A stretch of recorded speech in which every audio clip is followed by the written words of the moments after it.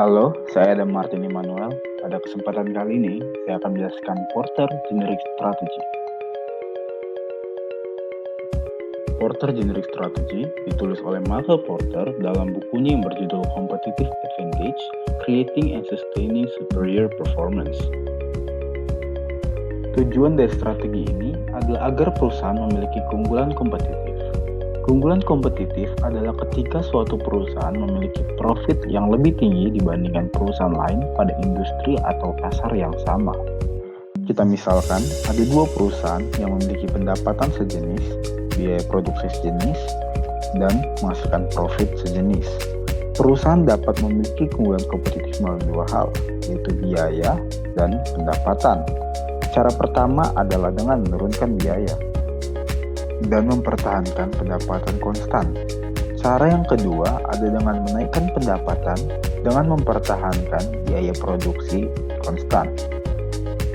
Porter menjelaskan bahwa pemilihan strategi perusahaan didasarkan pada skop atau pangsa pasar dan source atau strategi perusahaan.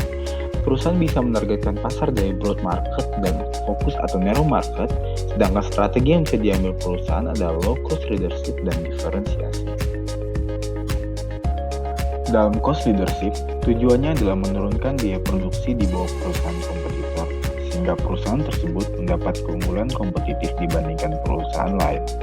Caranya adalah dengan mengolah aktivitas nilai rantai dengan lebih efisien dan mengurangi aktivitas yang tidak memberikan nilai tambah. Biasanya, perusahaan yang menerapkan strategi cost leadership memiliki tingkat efisiensi yang tinggi dalam proses produksinya, penggunaan overhead yang rendah, dan intoleransi pada pembuangan sisa bahan yang masih dapat dipakai.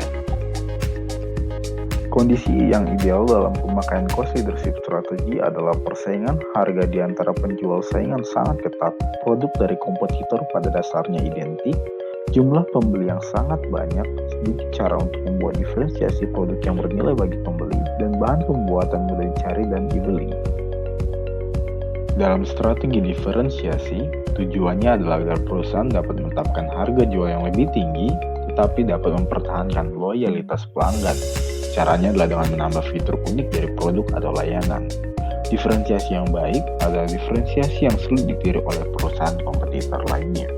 Produk yang mengalami diferensiasi biasanya memiliki fitur tambahan, layanan yang lebih baik, atau produk yang lebih tahan lama.